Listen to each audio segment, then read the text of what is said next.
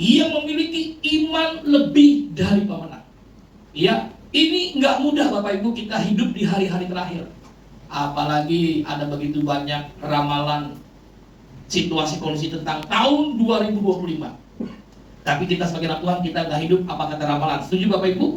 Kita hidup apa kata kata firman. Sama-sama 2, 3. Tetapi dalam semuanya itu kita lebih daripada orang-orang yang menang. Oleh Dialah yang telah mengasihi kita. Kita dikatakan lebih dari pemenang Bapak Ibu karena Dia. Karena siapa? Karena Yesus. Yesus pemenang. Tapi Dia mengatakan kita lebih dari pemenang. Sangat disayangkan kalau kita mengatakan diri kita lebih dari pemenang, tapi Bapak Ibu ketika ada persoalan, ada masalah, kita langsung kompromi, langsung give up, langsung menyerah, langsung undur. Ada 4 karakter seorang pemenang, lebih dari pemenang. 1 Korintus 10:13. Pencobaan-pencobaan yang kamu alami ialah pencobaan-pencobaan biasa kekuatan, sebab Allah setia, dan karena itu Ia tidak akan membiarkan kamu dicobai melampaui kekuatanmu. Pada waktu kamu dicobai, Ia akan memberikan kepadamu jalan keluar sehingga kamu dapat menanggungnya. Tolong diklik. Karakter lebih dari pemenang. Orang Kristen yang memiliki iman lebih dari pemenang, yang pertama adalah, tolong diklik, kalau kita punya masalah itu biasa.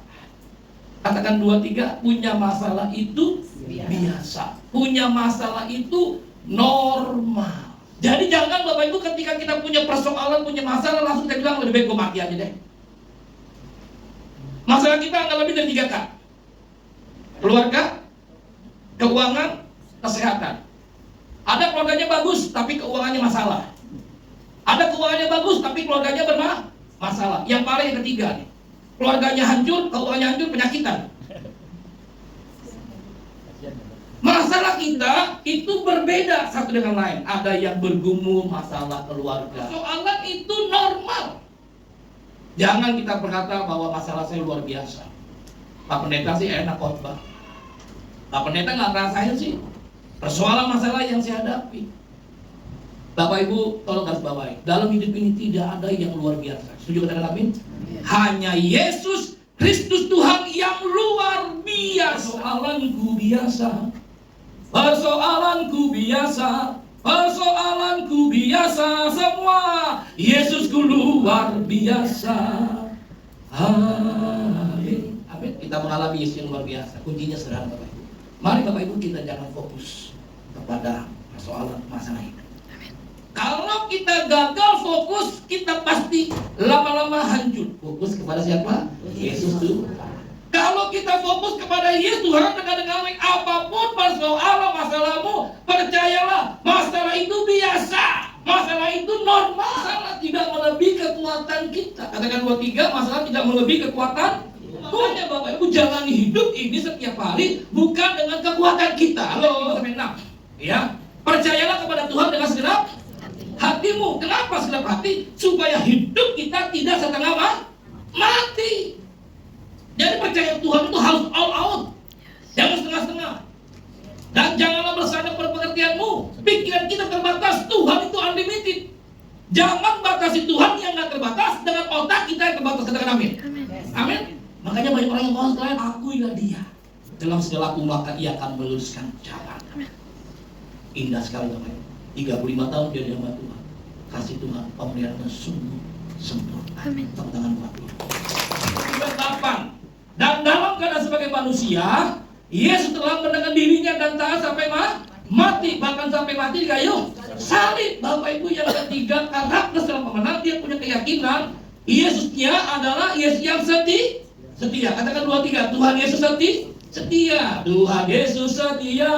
Semua. Dia sahabat kita dalam segala susahku, selalu menghiburku semua. Dia mengerti bahasa tetesan air mata, walau badai menggambung dan gelombang menerpa.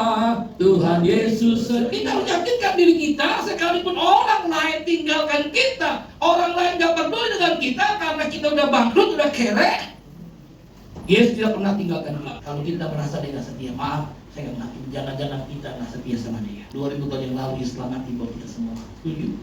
Amin.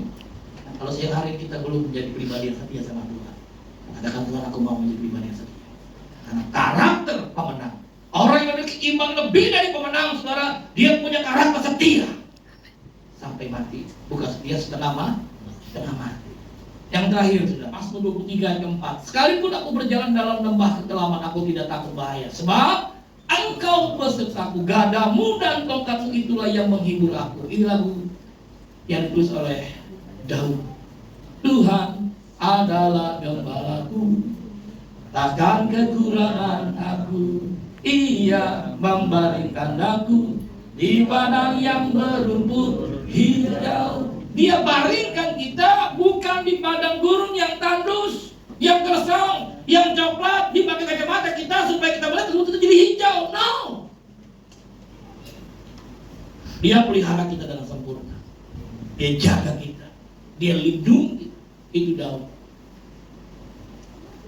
Dari orang yang tidak diperhitungkan Tuhan menjadi orang yang diperhitungkan Tuhan. Dari orang yang tidak dianggap hanya kerjanya ngangon domba, Tuhan bisa angkat dia menjadi seorang raja yang berkenan di hati Tuhan. Amin. Mungkin kita nggak dianggap, nggak diperhitungkan karena kita nggak punya apa-apa. Dari nothing Tuhan buat kita menjadi something.